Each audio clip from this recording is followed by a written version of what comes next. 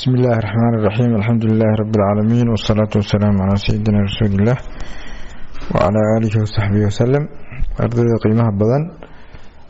ونقد ونأكسن maanta waxaan geli doonaa chapter 7 oo ku saabsan execution of contract, fulinta heshiiska ku saabsan baan maanta geli doonaa. chapteradii hore waxaan ku soo qaadanay mabaadi'dii asaasiga ahayd contractgii hogaaminaysay. sidoo kale waxaan soo qaadanay oo gudaha u galnay waxyaabaha uu ka kooban yahay contractga, elementskiisii aan si wanaagsan uga soo hadalnay. kadib contractgii sidii loo gelayay, contract formationkii baan ka soo hadalnay iyo heerarka uu maro. kadib waxaan ka soo hadalnay contractga markii la galo kadib raadadka imanaya iyo toosinta iyo waxyaabaha loo baahan yahay contractgii si uu noqdo sharci kama dambaysa oo lagu fuliyo dhinacyadii. kadib marka maanta waxaan ka hadlaynaa sidii loo fulin lahaa. marka contractgii wuu soo hagaagay, elementigii wuu u dhammaystiran yahay, samaysankii loo baahnaa buu maray, aad buu isugu aadan yahay. markuu saa noqdo dhinacyada marka waxaa waajib ku noqonaysa inay contractgii fuliyaan. marka maanta waxaan ka sheekeynaynaa contractga sida loo fulin lahaa baan ka sheekeynaynaa. marka chapterkani in general wuxuu aad u isticmaali doonaa mabaadi'dii guud ee aan ku soo marnay law of obligation, gaar ahaan qaybta aan ku soo marnay effects of obligationka ama execution of obligationka sida aan ku soo marnay baa in badan isticmaali doona, baa arki doontaan. yacni contractgu wuxuu dhalaa contractual obligation, soo maaha? marka obligationkii baa laga abaaraya. markii fulinta la joogo obligationkii ka dhashay contractga in la fuliyo ayaa laga abaaraya, dhankaas baa laga abaaraya. markii la fulinayo marka contractga sida aan soo marnay samaysankii horena waxaa la rabay good faith in lagu galo, soo maaha? hadda fulinta markii la joogana waxaa la rabaa in loo fuliyo hanaan ku dhisan good faith ama niyad sami ku dhisan in loo fuliyo ayaa la rabaa, oo ayna ka dhicin meesha in dhinacyadu iska faa'iidaystaan si aan dee xalaal ahayn, oo aan nidaamkii guud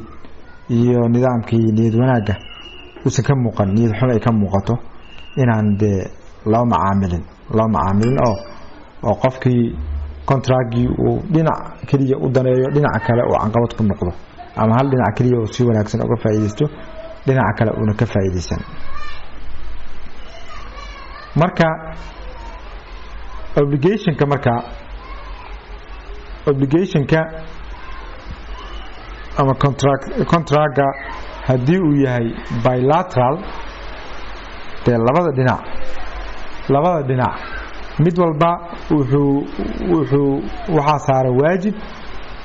oo la rabo inuu dhinac walba fuliyo. marka isagu waajib saaran baa jira hal dhinac,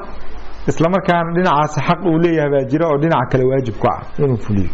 waa markuu yahay bilateral contractga. markuu yahay unilateral, markuu yahay oo hal dhinac la yahay, ama contract ahayn oo unilateral act ay wixii yihiin, dabcan normally prestationka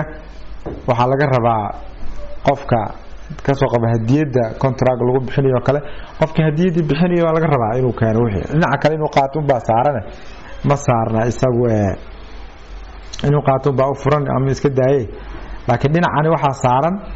prestationkii inuu keeno wixii, inuu qofkii siiyo oo processka u dhammaystiro yaa laga rabaa dhinaca kale. marka xeerku aad buu u faahfaahinaya marka sida obligationka loo nidaamiyo ama obligationka loo fuliyo. waad aragteen waxa rules aan soo marnay oo tirada ka batay. xeerkana qaybta ugu muhiimsan oo maanta aad akhrin doontaan waxay ku saabsan tahay obligationkii iyo sidii loo fulin lahaa bay ku saabsan tahay. waxa ugu horeeya marka obligationka looga qaanbaxaa waxay tahay in obligation kii la sameeyo dee la fuliyo performance in la sameeyo oo qofkii wixii laga rabay inuu guto shaqadii laga rabay inuu qabto haddii alaab qof uu ku wareejiyo haddii hawl uu qabanayo hawshii qabto haddii lagu heshiiyey in hawshii uu ka istaago oo de negative obligation hadday tahay inuu hawshii loogu talagalay usan qabno ka istaago absolutely waxaa laga rabaa wixii lagu heshiiyey oo contractgii uu ku saabsanaa marka performance of the prestationka qofka inuu sameeyo waxay keenaysaa fulfillment of the obligation relationship in xaaladii obligationka in de laga jawaabay bay keenaysaa haddii performance lagu sameeyo prestationka waxaa meesha ka baxaya obligationkii sidaas buu ku dhamaanaya ha ahaado marka prestationka laga rabo qofka inuu qofka wax siiyo ama wax u sameeyo ha ahaato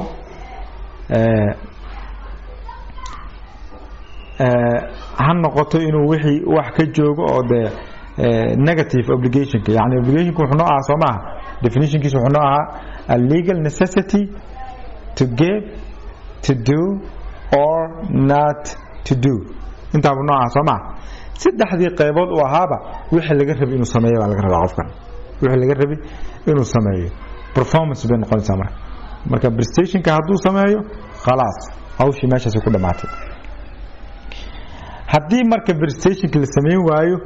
xaaladda soo baxaysa waxay noqonaysaa non performance in shaqadii loo baahnaa qofkani uusan qaban oo ay kasii dhalanaysa marka non fulfillment of the obligation relation in aan la fulin hawshii loo baahnaa in aan la fulin marka haddii hawshii loo baahnaa aan la fulinin maxaa imanaya ciqaab baa imaanaysa oo qofkii waxaa laga rabaa inuu waajibka laga rabay inuu fuliyo uu fulin waayo dartiis ciqaab baa la saarayaa oo ciqaab lacageeda baa la saarayaa oo compensation buu bixinayaa marka performancega waxaa loo sameynayaa qofka creditorka kula jirta heshiiska ayaa loo sameynayaa ama waxaa loo sameynayaa qof uu isagu soo magacaabay baa loo sameynayaa uu yidhi qofka ha loo sameeyo ama qof maxkamadda soo magacooday hadba sidii keeska u dhisan yahay sidii uu dhisan yahay intaas baa loo sameynayaa marka sida caadiga ah markii obligationka la sameynayo creditorka wax dana uu ka leeyahay ma jirto in qofka debtorka inuu shaqadii isaga qabto wax dana kama laha ujeedkiisu waxay tahay in deyntiisii la siiyo in hawshiisii loo qabto ujeedkiisu waa intaa sida badan waxa weeyaan shaqada la iska rabo cidii qabanaysa ha qabatee shaqadii unbaa la rabaa in la qabto khasab ma aha qofkii waajibka uu saarnaa isla isagii inuu qabto khasab maaha in general laakiin mararka qaar waxaa dhacaysa inuu contractgii ku xiran yahay qof ama uu ku xiran yahay qofkan astaamihiisa ama ii sheeg skillskiisa xirfadiisa inay ku xiran tahay oo cid kale aan la rabin inay shaqadii qabato sida qofka artiga ka shaqeeyo kale yani qofka artiga ka shaqeeya artistaha ah shaqadan isaga un baa qasaa u qaban kara asaga waxaad quality-ga qofkaabaad rabtaa ma rabtid cid kale inay shaqadii kuu qabato dhakhtarkan baad rabtaa lawyerkan baad rabtaa marka waa xaaladii la dhihi jiray intuito persone waa xaalada lagu galo contractga iyadoo la eegayo qofkan xirfadiisa gaar ahaaneed iyadoo la eegayo oo sababta loo yiraahdo way xataa contractgan uu baaba'ayaa haddii qofkii uu dhinto sababtoo ah waa personal major obligation kan oo qofkii baa laga rabaa in isaga la isticmaalo cid kale bedel lama rabo xaaladda marka laga reebo inta kale waxa weeyaan obligationka cid kasta ayaa fulin karta oo aan ahayn ninkii ku jiray heshiiska marka dhinacyada saddexaad waxay sameyn karaan marka obligationkii sameyntiisii dhinacyo saddexaad baa loo mari karaa dhinacyo saddexaad baa loo mari karaa xitaa haddii uuna dee ogoleen creditorka hadduuna ogoleen creditorka haddii uuna ogoleen kaliya waxaa la eegayaa xaaladii hadda aan soo marnay oo ahayd haddii qofkani shakhsiyad ahaan ay ku xiran tahay qofkii deelaha inuu shaqada qabto inay ku xiran tahay mooye sida kale lama tixgelinayo rabitaankiisa rabitaan la'aantiisa shaqada in loo qabto baa muhiima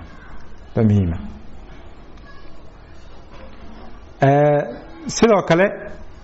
dhinaca saddexaad shaqada uu qabanayo lama aqbalayo haddii debtorka ama dhinaca waajib ku saarnaa uuna rabin in qof kale wixii u sameeyo qof kale inuu waxa u sameeyo hadduuna rabin yani waa inuu dee creditorkii waa inuu diido oo yiraahdo ninka odaga anaa sameynaya buu yiri shaqada kama aqbalayo marka shaqadiisii ninkii baa ka sugaya oo qofkani dee xirfad ahaan buu rabaa subcadiisii buu ilaashanayaa oo hebel baa wax laga sameeyay baa dhaawac ku noqon karta marka wuxuu rabaa inuu isaga sameeyo marka haddii xaqiiqadu taas oo xaaladda la jooga ay tahay qofkii inuu isaga rabo hawsha creditorkii waa inuu tan ka aqbalin qof kale inuu shaqada u qabto waa inuu san ka aqbalin waqtiga marka shaqada la qabanayo haddii aan lagu heshiinin dhinacyadu aynan isku garan haddaynan isku garan dhinacyada oo waqti gaar ah aan la qaban wuxuu dalban karaa in isla markii loo qabto shaqada inuu yiraahdo ilaa hadda shaqadii hadda la qabto inuu yiraahdo buu xaq u yeelanayaa qofkii xaq iska lahaa laakiin mar walba waxa kaalin ciyaaraya duruufaha ganacsi iyo sida habdhaqanka ganacsi uu yahay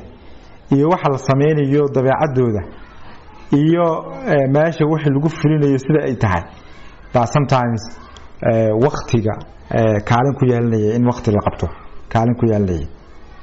in general rule wuxuu yahay hadaan waqti la qaban hore ka dalban kartaa unless xaaladii guud ama hanaanka ganacsiga loo sameeyo ama waxa prestation marka la sameeyo hadayna u baahnayn waqti marka laga maarmaan ah marka hadii wax isku garan marka dadkii maxkamadii baa marka dhahaysa inta ku qaba shaqadii inta ku qaba maxkamadii baa dhahaysa hadii la yiraahdo warniyo adiga xilliga kula tahay shaqadan gudo oo loo daayo deen qabaha loo daayo inuu go'aan ka gaaro waqtiga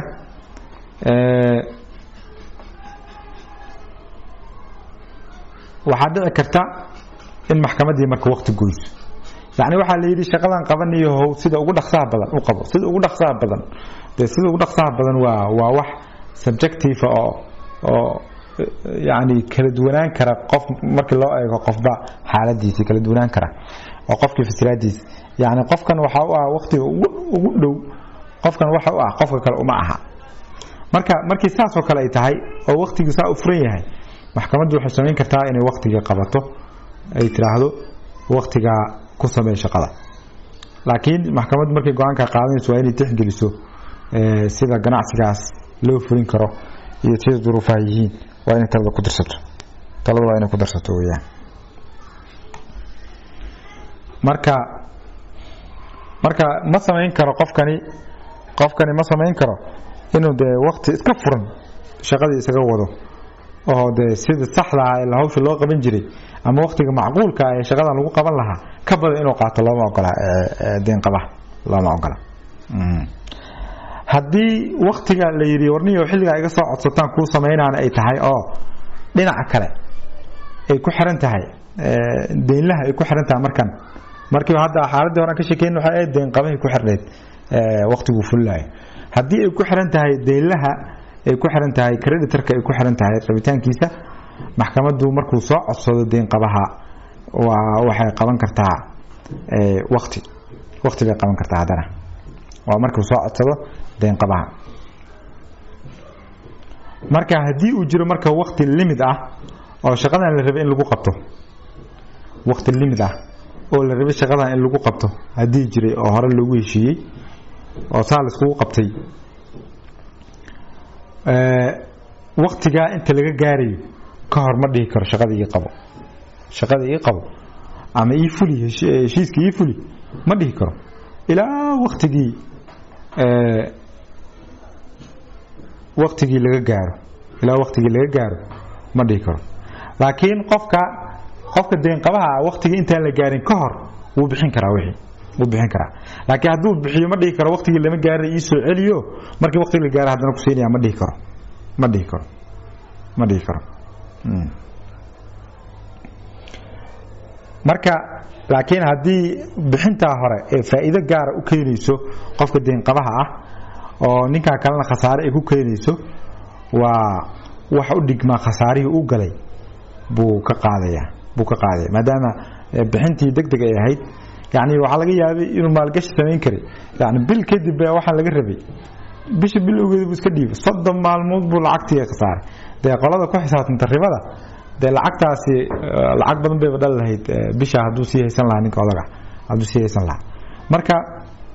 bixinta degdega ah haddii faa'iido gaar ah uu ninka kale ka helayo marka wixii khasaare ah waa la weydiisan karaa laakiin ma dhihi karo in general haddii wax faa'iido gaar ah in ka soo galin ma dhihi karo lacagtii waqti degdeg ku siiyo waqtigii markii la gaaran ku siinaya ii soo celi ma dhihi karo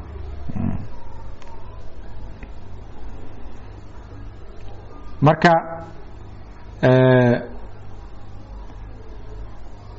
waxa weeyaan ruleska in general are very detail طبعا qoraalkan waa akhrin doontaan oo dabcan nuxurkii aan ugu soo koobnay intii suuragal ah in arrinka aad ku fahantaan haddii marka ay dhacdo qofkii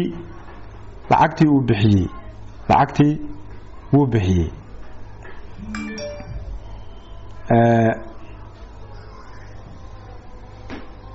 waqtigii la qabtay oo saxda ahaa uu qabtay qofkii deyn qabaha ahaa uu qabtay waqtigii baa dhacay ninkii marka deyntii wuu bixin waayey ama waxay dhacday waqtigii deyn qabaha uu ugu talagalay deyn qabaha loo qabtay inta la gaarin ka hor buu wuxuu noqday ninkii odaga uu musallafay yani bil kadib bay sheekadu ahayd laakiin musallafid baa soo baxday oo ninkii waa musallafo hawshiisii deymihii baa lagu kala cararaya marka wuxuu xaq u yeelanayaa deynlaha wuxuu xaq u yeelanayaa inuu yiraahdo wareedha waxaygiisii haddaysii inuu yiraahdo baa u suuragal oo loo ogol yahay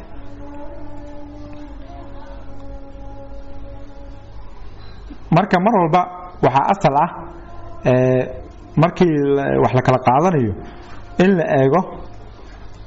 la eego xaaladda meesha taala inayna dhinacna dhib saaraynin yani xaaladda si loo qiimeeyo waxay tahay inaan dhinacna dhib la saarin oo labadii dhinacba dhinac walba uu qaato wixii xaqiisa uu qaato uu ku qaato waqtigii loogu talagalay ee lagu heshiiyey inuu ku qaato baa loogu talagalay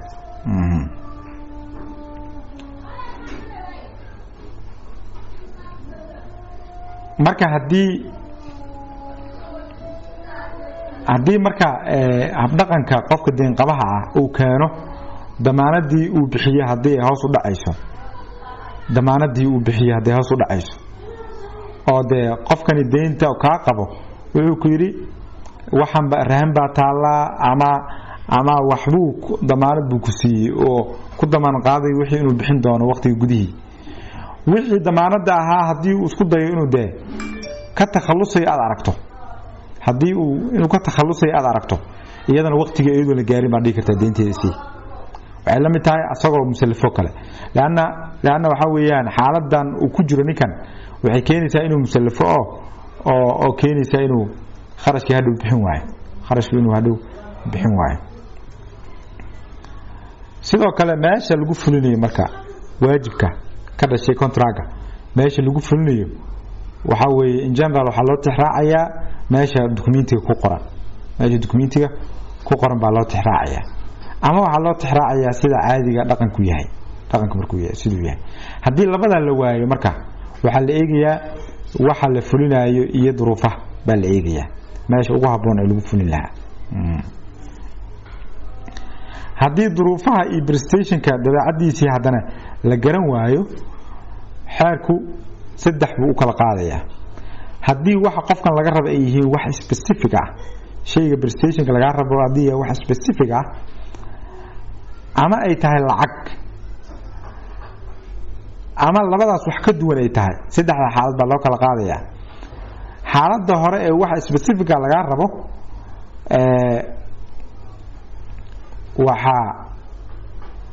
waxa lagu qabanayaa shaqada meesha shayga laga helayo shaygaas laga rabo meesha laga helayo ayaa lagu bixinayaa obligation kaas waa collectible obligation meeshaas kaaga qaadanaya xaaladda kale oo ah hadii wixii lacag ay yihiin oo kale lacag la bixinayo waxa la rabaa lacagta in lagu bixiyo domicile-ka ama guriga ama deegaanka qofka deynlaha ah gurigiisa in lagu bixiyo baa la rabaa marka waqtiga uu dhaco gurigiisa baad u geynaysaa qofkan laakiin hadii addresski iska bedel ninkii meesha ka guuray haduu ka guuray waxay noqonaysaa marka ninkii kale gurigiisa waa lagu bixinaya hadii heshiiska markii la galaayay meeshu deganaa meel aan ahayn ee noqoto waqtiga lacagta laga rabo ee ku soo aado ina gurigiisa u geysa qasama kaaga qaadan karaa laakiin waxa shardi ah inuusan dhibaato ku ahayn inuu ku soo raadsado marka obligation markuu noocaas yahay waxa la yiraahdaa portable obligation baa la yiraahdaa xaaladaha kale kuwa ka duwan oo lacagna aan ahayn wax specific aan ahaynna waxa obligationka lagu kala qaadanayaa meesha uu degan yahay ama addresska qofka deen qabaha ah baa lagu kala qaadanayaa uu degan yahay xilliga waqtiga uu dhacayo taasna waa meesha lagu kala qaadanayo obligationka ka dhashay contractka marka qaabka ugu muhiimsan marka obligationada loo xalliyo waxa weeyaan payment in kharash lacag ahaan qofkii uu bixiyo marka xeerku si faahfaahsan buu ka hadlayaa markii obligationka uu yahay pecuniary markuu yahay obligation paymentiga si wanaagsan buu uga hadlayaa sida loo bixinayo si wanaagsan buu uga hadlayaa oo kharashkii qofku uu bixin lahaa sidaad u bixin lahayd marka lacagta waxaad siinaysaa sida performance oo kale lacagta waxaad siinaysaa qofkii kugu lahaa ama waxaad siinaysaa cid uu soo dirsaday ama waxaad siinaysaa qof isaga soo magacooday ama waxaad siinaysaa qof xeerku uu tilmaamay in la siin karo ama qof maxkamaddu ay ogolaatay oo inuu lacagta qaado intaba way furan tahay hadda xaaladaas sida ay tahay haddii marka qof aan xaq u lahayn aad lacagta ku bixiso lacagtii deyntii kaaga baxaysaa haddii uu aqbalo deynlaha haddii uu aqbalo ama faa'iido ugu jirto haddii marka qofka deyn qabaha lacagta uu siiyo qof uu isleeyahay dee waa qofkii loogu talagalay lacagta inuu qaato qof uu isleeyahay ama ay ka muuqato inuu yahay qofkii lacagta inuu qaato ay tahay asaga saas obligationkii ku dhamaanaya haddii si niyad samila uu ku siiyey laakiin hadduu si niyad xumaa ku siiyey maya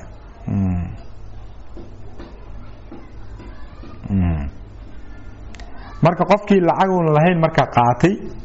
oo xaq u lahayn uu xaq u yeelan doona insha Allah si noo iman doonto oo unjust enrichment waa in la saxo wuxuu lacagti waa inuu celiyo qofkii deen lahaa waa inuu celiyo qofkii aan xaq u lahayn laakiin qofka kale maadaama uu asaga u muuqatay qofkani inuu yahay oo dokumentiyada uu wuxuu tusaayo markuu fiiriyay u muuqatay qofkii xaq u lahaa inuu yahay inuu siiyo wasaa ku sii isagoo asaas ku deen baxaya laakiin qofkii waxa laga rabaa inuu de kharashkii u celiyo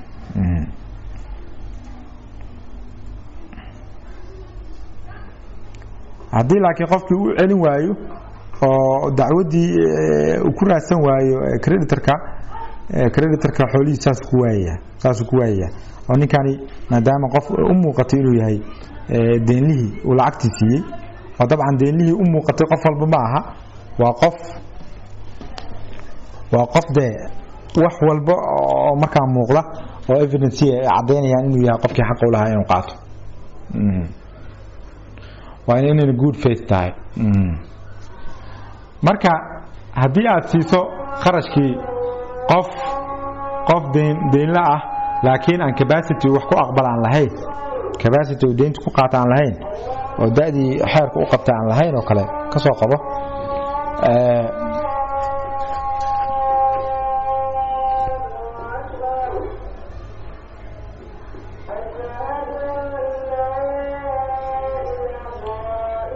taasna deyntii ma ka saarayso deyntii kama qaadayso yani qof aan lacagti ka aqbali karin hadaad siiso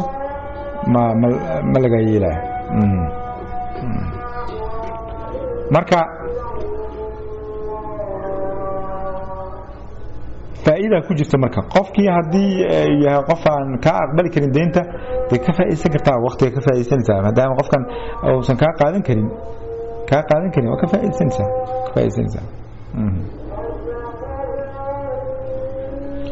laakiin haddii qofkani uu ku faa'iiday lacagtii uu ku bixiyey asagoo de incapacity-gan ku jira lacagtii ku bixiyey inuu ku faa'iiday haddii maxkamadii ka hor caddayn karo markaasi waa deyntiisaas waa uga baxaysaa deynta marka waxaa lagu bixiyaa wax aad adiga leedahay oo adiga xisaabtaada ku jira baa lagu bixiyaa wax kaloo aad hayso ma ku bixin kartaa deynta xeerku wuxuu leeyahay wax kaloo qof kale leeyahay waa ku bixin kartaa deynta waa ku bixin kartaa haddii aad adiga gacanta ku haysid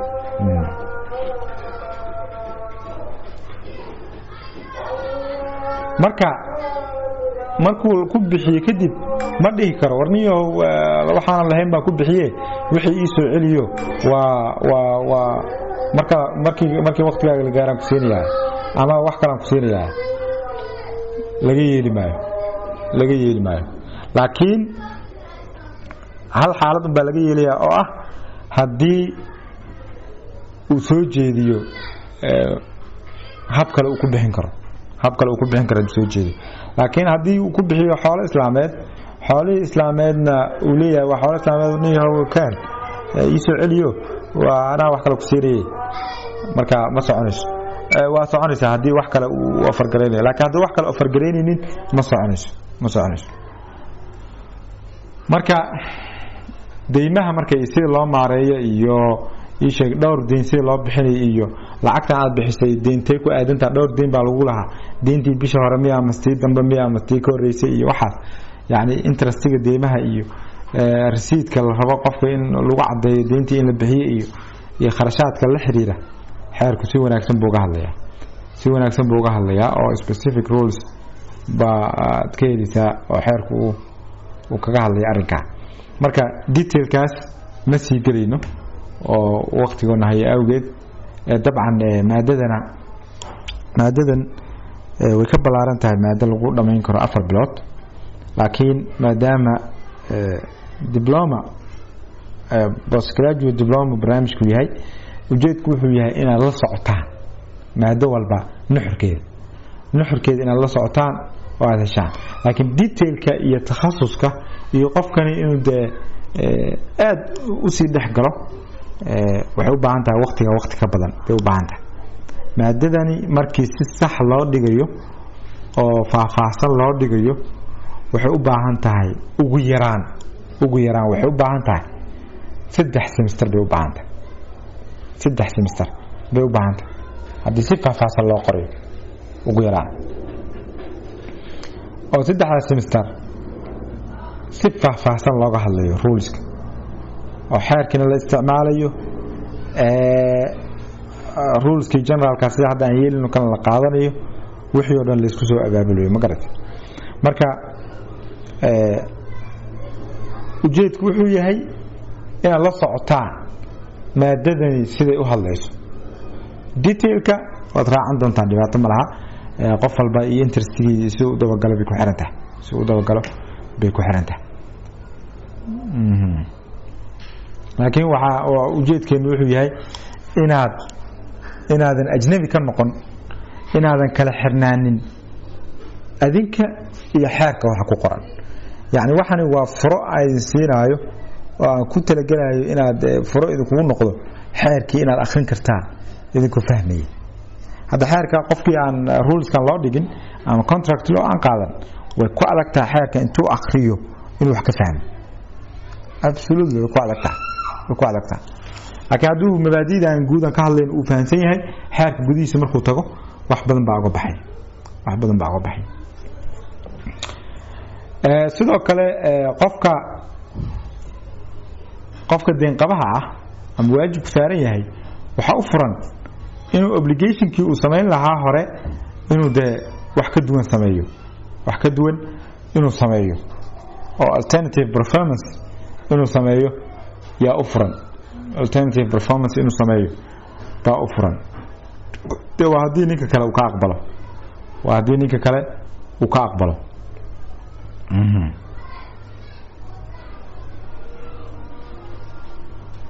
xitaa prestationka cusub haddii uu yahay mid ka qiimo badan ama qiimaha la mid ah kii hore waa inuu aqbalo midka odaga hadduu ka fiican yahay xitaa waa inuu aqbalo sababtoo ah prestationka hore qofkan heshiis markuu la gelay dan gaar buu ka eegay soo ma dantiisii baa loo ilaalinaya marka dantiisii baa loo ilaalinaya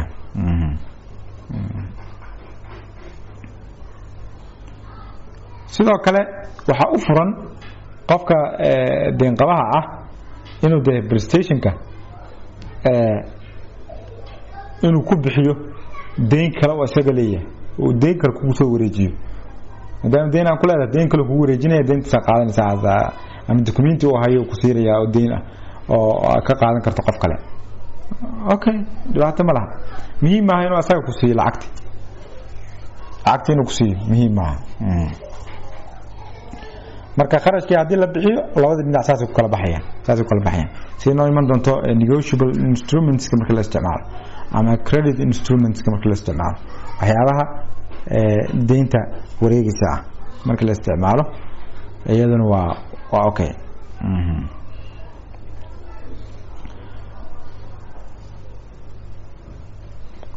sidoo kale paymentiga waxaa lagu samayn karaa qaab ah payment with subrogation waxa weeyaan haddii volunteer qof kale ka bixiyo qofkii deynlaha ahaa oo qof kale deynta ka bixiyo de qofkan kale wuxuu bedelayaa qofkii deynlaha soo maaha qofkii deynlaha buu matalaya soo maaha marka qof kale baa ka bixinaya marka oo dhinac saddexaad baa bixinaya marka dhinac saddexaad marka waxaa la samayn karaa dhinac saddexaad markuu kharashka siiyo wuxuu meesha ka baxayaa deynlihii hore baa meesha ka baxaya waxaa bedelaya deynla cusub oo ah qofkii kharashka bixiyey yani saddex qofood baa relationshipka noqonaya waa deynle iyo deyn qabe oo asala heshiiska isla galay qof saddexaad baa imanaya wuxuu lacagta siinayaa deynlaha buu siinayaa isagaa booskiisa gelaya marka that's fine waa la ogolyahay marka sidoo kale subrogationka legal buu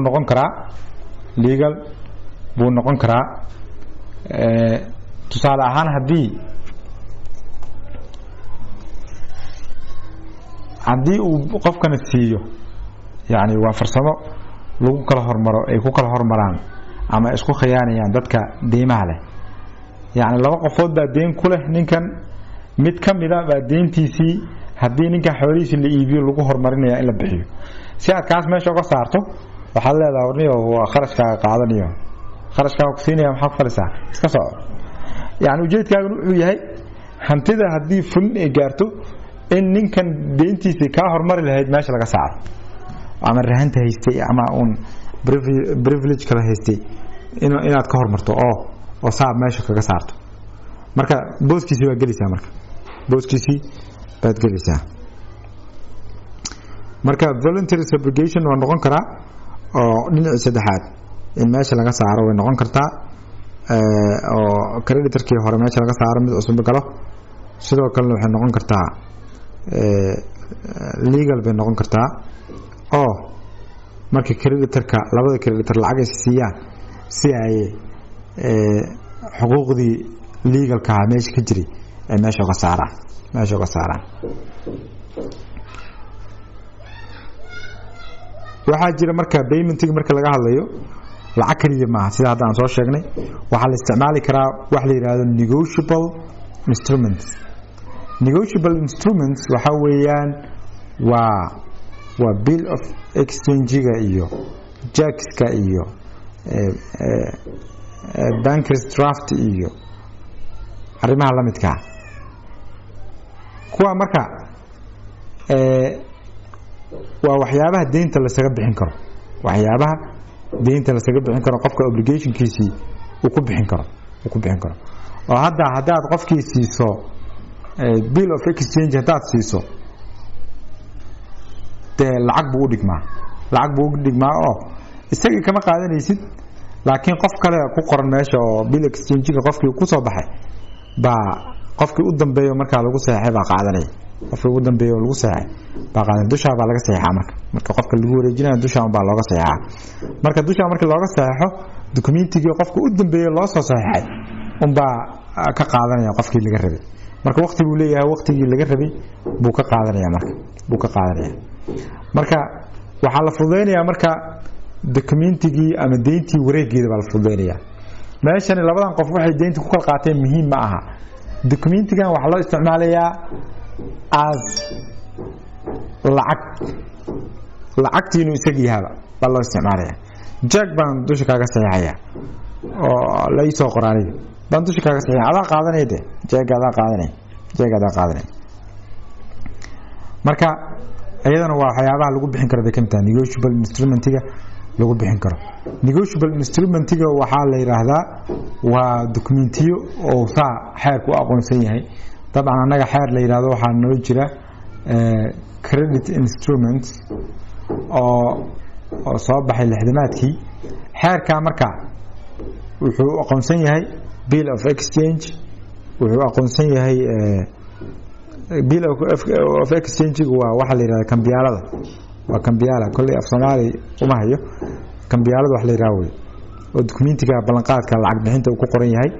oo dusha laga saxeexayo oo saa ku wareegay sidoo kale jackska uu aqoonsan yahay dabcan waxaan dhan waxay ku salaysan yihiin heshiiskii Geneva iyo ku salaysan yihiin oo promissory note-ka iyo looga hadlayo bill of exchange-ga iyo rules-ka lagu maamulayo maadaama international trade-ka xataa loo isticmaali karo international issue weeyaan marka Geneva Convention-kaas baa la raacaa oo bill of exchange-ga iyo promissory note-ka iyo check-ka iyo ka hadlay marka dokumentiyada ayadana lacag ahaan baa u isticmaali kartaa marka rules-koodii baa qayb ka mid ah meesha ku qornay aan idin sheegay marka qaybta kale faahfaahinta xeerkaad ka akhrineysaan iyo Geneva Convention-ka baad ka akhrin kartaan qofkii rabo inuu sii tixraaco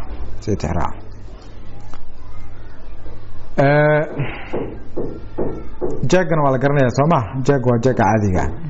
okay banker's draft asagana waa international trade ku la isticmaalaa ganacsadaha bangigan buu lacag ku shubayaa bangigan buu aqoonsan yahay bangi kale buu lacag la hadlayaa wuxuu leeyahay ninka alaabtii halo yani alaabtaas halo iibiyo marka banker's draftiga baa lacag ahaan u shaqeynayo damaanad u noqonayo qolada kale oo lacagtii hadhowna saaba lagu shubi doonaa lacagtii taa waa lagu shubi doonaa waxaa jira credit cards iyo debit cards baa jira credit cardska waxa weeyaan waa documenti shirkad soo saarto oo ku saamaxaya adoon lacag bixin inaad dukaanka wax ka iibsato dukaankii just credit cardkaaga buu isticmaalaya credit card numberkaagii waxaaga buu isticmaalaya lacagtii wuxuu ku dalacayaa shirkadii baa hadhow adigana kugu soo dalacaysa qaabkaas ku shaqeynaysaa oo commission bay ka qaadanaysaa marka xiriirka ay sameynayso commission bay ka qaadanaysaa marka credit baa ku iibsanaysaa oo deyn baa ku iibsanaysaa deyn baa ku qaadanaysaa macnaheedu waa saas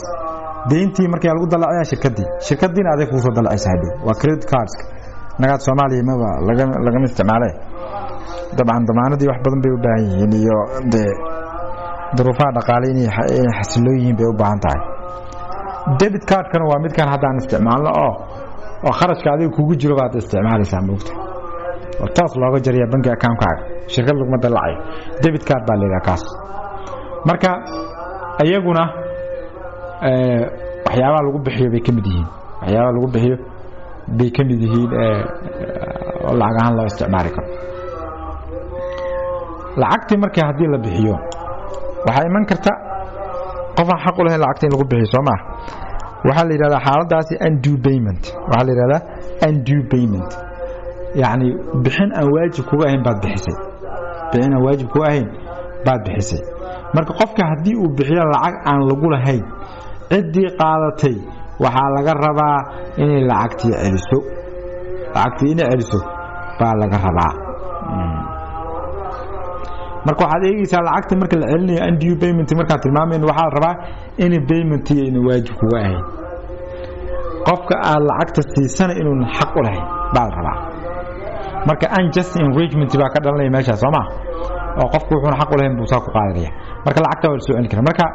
tilaabada la qaadayo marka waxa la yiraahdaa action for restitution action lagu soo ceshanay lacagtii oo waxa laga keenay ereyga Laatiinka ah oo dhahaya rebatera oo u dhigma seek restitution yani raadso in wixii actionkii lagu soo celiyo kharashkii lagu soo celiyo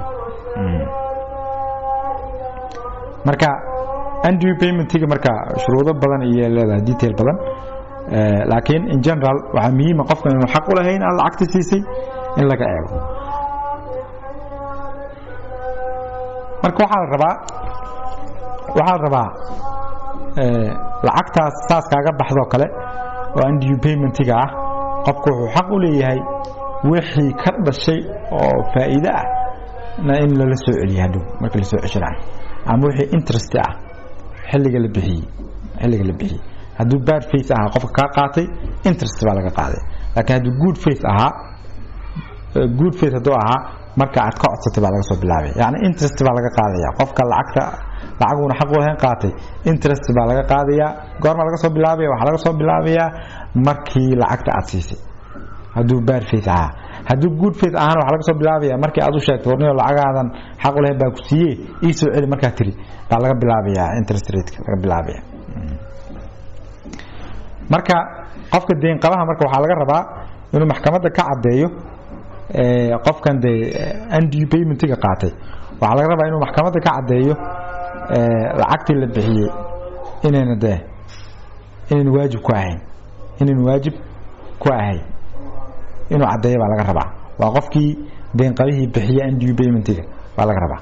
oo yani wax loo bixiyaa meesha inaysan oolin inuu cadeeyo la rabaa qofkii kale creditor-kana waxa la rabaa inuu cadeeyo lacagta inay sax ahayd yani dhinaca kala taagan lacagtii in sax ahayd inuu cadeeyo hadduu cadeeyo that's fine hadduu cadeyn waayo lacagta waa laga rabaa undue payment bay noqonaysaa xitaa haddii deyn kale ku leedahay qofkii yani sababta lagu siiyay baa la eegayaa moogta deyn kale aad ku leedahay oo sababta deynta kale kuma andacon kartid kaliya waxa undue payment waxa laga fiirinayaa deyntan laga hadlayo xaq ma u lahayd inuu ku siiyo mase deyn kale aad ku lahayd uma fiirinaysid tan baa loo fiirinayaa tan baa loo fiirinayaa way marka action restitution wuxuu keenayaa in waxba kama jiraan uu noqdo ama xaaladii ay noqoto waxba kama jiraan in ay noqoto maadaama objective meesha ma yaalo objective maadaama uu marka wixii qaabka lagu bixiyana waxay noqonayaan waxaan sax ahayn bay noqonayaan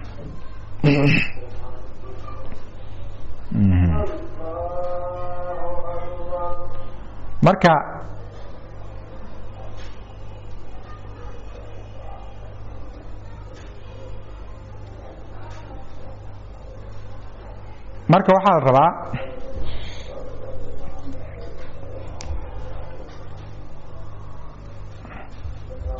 sidoo kale waxaa la rabaa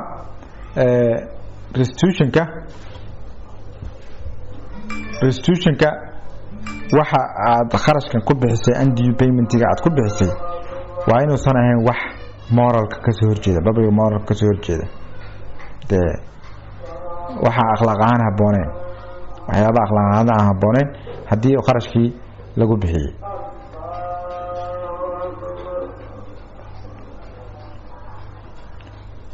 haddii lagu bixiyey markaa restitution lama raadin karo oo markaa qofkii meeshii waxay noqonaysaa in loo daayo qofkii kharashka qaatay baa loo deynayaa marka qof saddexaad inuu kharashkii sameeyo kaa bixiyo oo deyntaadii bixiyo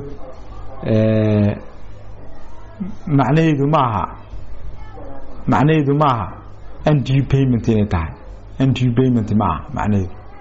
haddii qof saddexaad lacag uu ka bixiyo oo performancegi uu sameeyo qof saddexaad undue payment looma qaadanayo oo waxay noqonaysaa deyntii way ku baxaysaa sida hore aan soo marnay way ku baxaysaa oo marka wuxuu samayn karaa marka uun qofkii saddexaad inuu qofkii uu ka bixiyey deyntii inuu raadsado deynta u raadsado ma aadayo deynlihii lacagta siiyey ma aadayo macnaha waxaa weeyaan haddii qof saddexaad uu lacag ka bixiyo qofkii deynlaha ahaa deynlihii buu ku noqonayaaye kuma noqonayo deynqabaha buu ku noqonayaaye deynlaha kuma noqonayo yacni macnaheedu waxay tahay creditorkii kuma noqonayo wuxuu ku noqonayaa debtorkii buu ku noqonayaa maadaama dee cidda kale uu ka bixiyey lacagta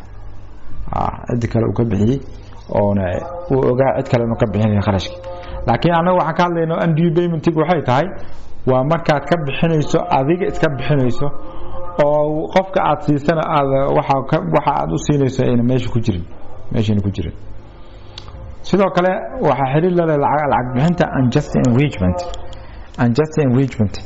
inaad hodmid aan cadaalad ahayn oo qofkani kharashka wuxuu ku helay si aana una xaq u lahayn buu kharashka ku helay markaan leenahay si una xaq u lahayn buu kharashka ku helay waxaan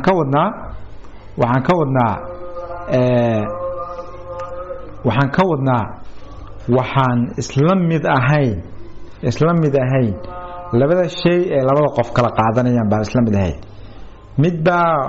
wax tiro badan ka qaadanaya ama ka faa'iidaya contractga halka qofka kale uu dee waxa uu qaadanaya ay yihiin waxaan u qalmin waxa kale yacni meeshii exploitationka ahayd weeye waa meeshaan dhehaynay lesionka soo maa oo maalihii laga fiirin jiray bay ka mid ahayd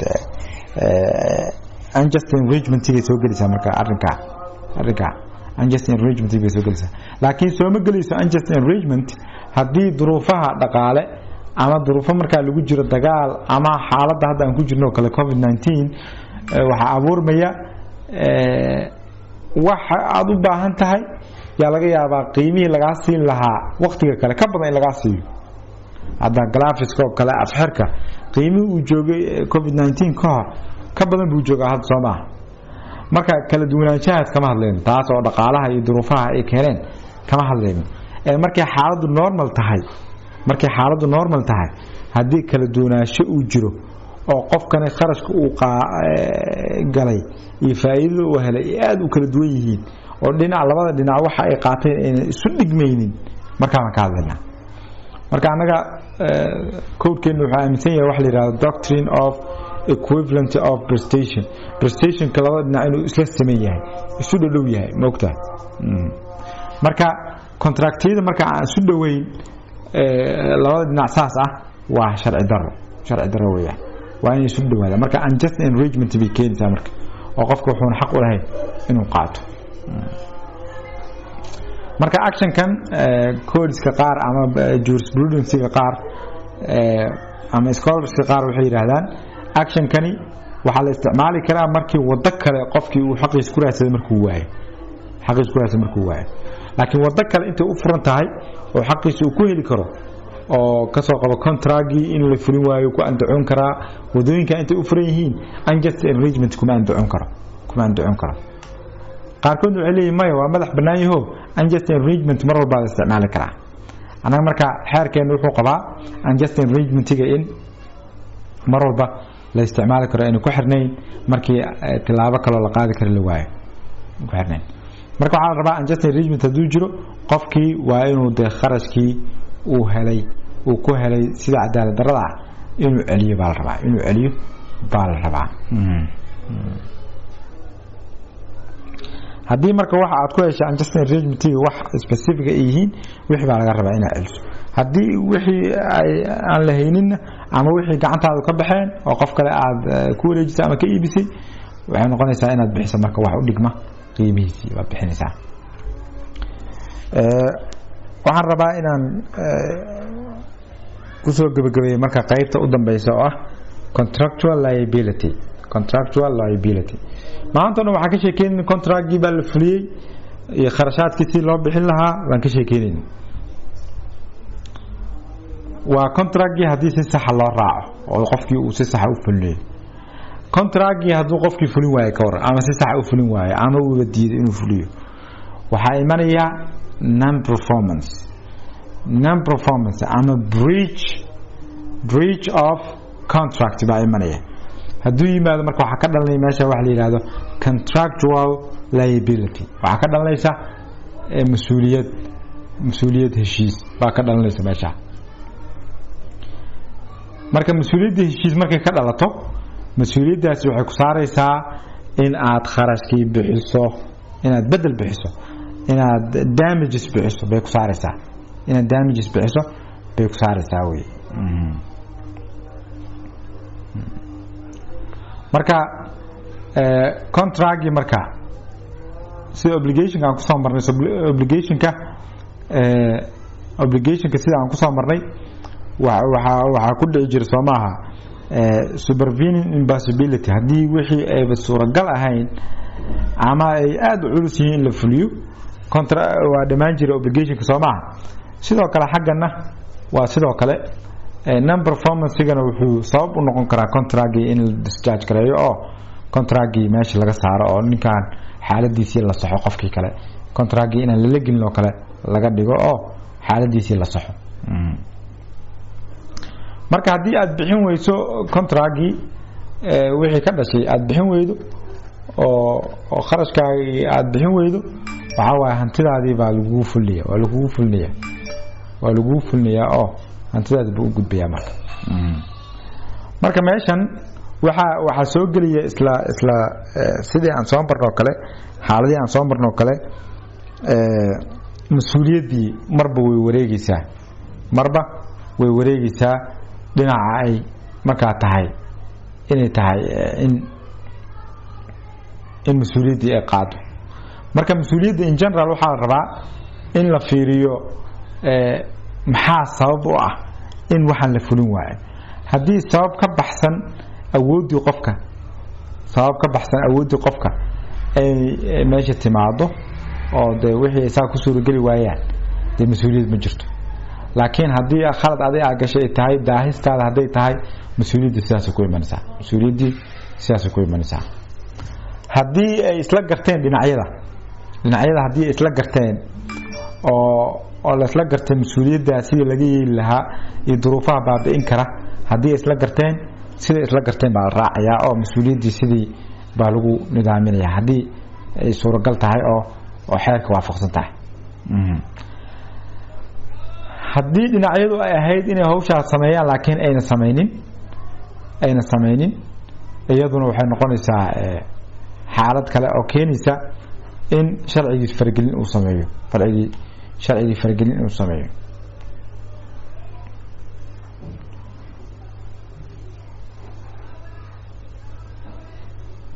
marka waxay tahay qofkani deynlaha ah wax waajib oo ka saaran ma jirto ama wax liability oo saaran ma jiro haddii arinku dhibaatada ay ka timid dhinac saddexaad waxa uu sameeyey force majeure wax hadday tahay haddii accident ay tahay oo dee wax aan lagu talagelin ay tahay aan waxba laga qaban karin waxyaabaha noocaasa yani waxay keenayaan qofkii inuu mas-uuliyaddii dee meesha ka baxdo marka qofkii hadduu wixii samayn waayo waxaa laga rabaa sida aan sheegnay damages baa laga rabaa qofka markii uu samaynayo marka obligationka waxaa laga rabaa inuu bixiyo diligence of a normal prudent person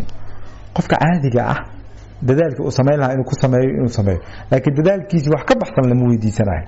dadaalkii normalka ah wax ka baxsan lama weydiisanayo isaga inuu ku dadaala la rabaa hawshii siday ahayd inuu u fuliyo haddii ay ku suurageli weydo dadaalka waxba kama saarna weeyaan marka due diligencegaas inuu raaca baa la rabaa diligencega marka waa halbeegaas baa lagu cabirayaa oo ay suuragal ku tahay inuu dee qofkii ku dadaalo good faithkana kaalin fiican buu qaadanayaa oo qofkani ilaa intee bay ahayd inuu dadaalkaa geliyo inuu shaqadii qabto good faithkiina kaalin buu ka qaadanayaa diligencegii iyo good faithkii way iscaawinayaan marka number performancega marka in qofkii liabilitygii fuulo iyo inuusan fuulin dabcan waa mawduuc ku xiran due diligencegii si sax muu dhacay iyo duruufaha jiray wax badan in la tixgeliyo marka maxkamaddu waxaa la rabaa inay dee arrimo badan duruufaha gaarka ah ee keeska markaa laga hadlayo inay xoog saarto si ay dee u eegto ninkani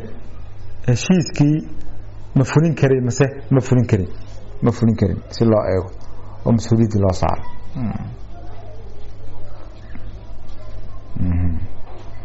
heshiisyada custody-ga ah oo qofkii wax loo dhiibtay due diligence keliya lagama rabee waxaa laga rabaa inuu dee caddeeyo inay arrinkaa ku dhacay arrin ka baxsan qofkani wuxuu samayn lahaa ka baxsan marka damaanad qaadka wuu ka xoogan yahay markii wax lagu dhiibtay yacni bangigii lacagta aad dhigatay keliya kuma filna inuu yidhaahdo aniga waa dadaalkii loogu baahnaa waa sameeyey laakiin waxaa laga rabaa inuu caddeeyo inuuna cid kale saddexaad ay waxaan ka dhaceeno uusan asaga samaynin waa inuu caddeeyo marka waa lagu dhibaaya magarat waa lagu dhibaaya maadaama uu ka faa'iideysan karo amaana loo dhiibtay amaanadii buu ka faa'iideysan karaa marka darteed waa lagu dhibaaya okay sidoo kale obligationka hadduu yahay obligation lacag ku saabsan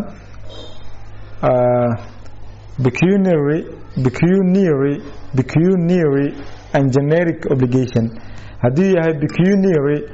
and generic obligation ama mid general ah oo de wax la tilmaamay ah yani waagii aan soo maraynay obligationka waxaan soo sheegnay determinate iyo generic labada wuu noqon karaa soo ma haddii obligationka mid lacag ku saabsan yahay ama obligationka waxa laga rabo qofku inuu keeno uu yahay wax generic ah oo aan specific u ahayn just as a class loo tilmaamay waxa weeyaan obligationkii hore waa suurageli waayey kuma haraystee dee lacag hadduu yahay lacagtii waxay ka mid tahay waxyaabaha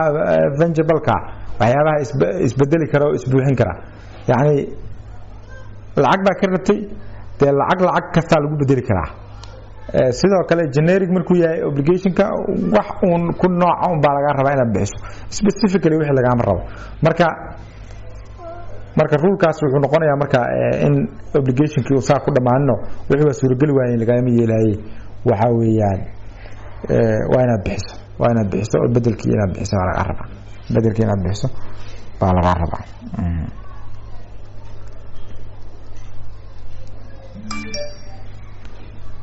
mararka qaar waxa dhici karta qofkii inuu de isagoo wax faulty aan gelin inuu de mas'uuliyadii qaado gaar ahaan dhinac saddexaad hadduu yiraahdo shaqadii ii qabo dhinac saddexaad khaladkii uu galay shaqada uu diray waa laga rabaa oo waxa la yiraahdaa vicarious liability aad mas'uul ka tahay action qof kale vicarious liability qof kale waxa uu sameeyay baad mas'uul ka tahay adiga waxa sameeyay ma markaasna faultigaaga ma aha laakiin dhinaca saddexaad shaqada u dirsatay baa khaladkii galay marka waajib ku taa marka inaad wixii sameeyso marka oo mas'uuliyadii meesha way ka dhalanaysaa professional liability-gana waxa waaye ayagana waxa la rabaa qofkii markuu xirfad leeyahay oo xirfadii wixii laga rabay uu sameeynayo waxa la rabaa xirfadaasi wixii macquul ah qofkii oo xirfada ka tirsanaa uu sameyn lahaa waa inaad sameeyso khalad yar oo aad gasho mas'uuliyad buu keenayaa ayadana space baa ka furan oo de hadeena wixii ay ahayn wax khalad oo qofkii major ah oo ku talagalay inay inta badan garsoorkii daaqad buu meesha ka furaa oo qofkan professionalka ah strict loogama dhigo laana hadii strict laga dhigo ruleska professional liability-ga waxa weeyaan qofkii inuu qofkii si kalsooni loogu shaqeeyo adkaanaysa Soomaa si kalsooni loogu shaqeeyo adkaanaysa marka qof professional ka tirsan si uu dhaqmi lahaa ugu macquulsan inuu dhaqmo baa laga rabaa khalad yar haduu galana dhibaato keenaya rulka generalka waa kaas laakiin garsoorka markii la joogo waa xaaladda waa qiimeyn badan baa lagu sameeyaa oo mas'uuliyadii waa la xadidayaa raaxad marka liability markii la xadido oo qofkan liable buu yahay contracti oo contractual liability baa saaran markay soo baxdo damages baa laga rabaa qofkii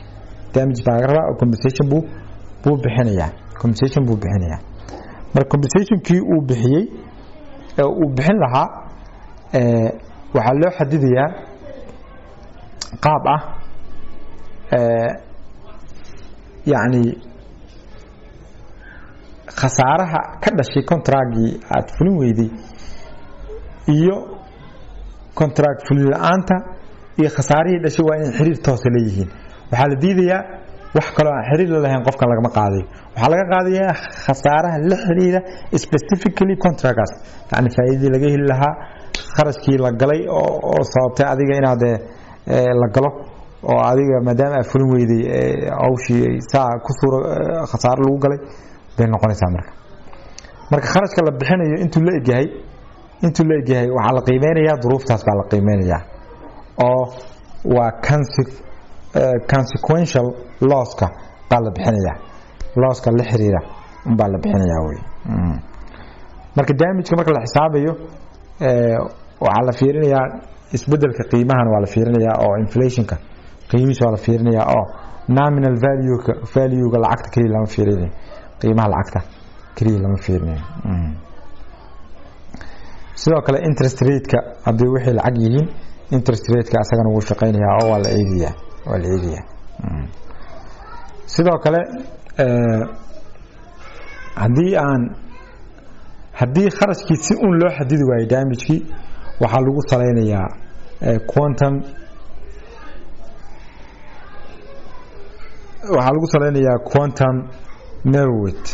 quantum merit oo waxaanoo kale wixii u dhigmi lahaa baa lagu saleynayaa wixii u dhigmi lahaa ama lagu xalin lahaa haddii suuragal noqon weydo in wixii la caddeeyo quantum merit-kaas baa la isticmaalayaa oo ah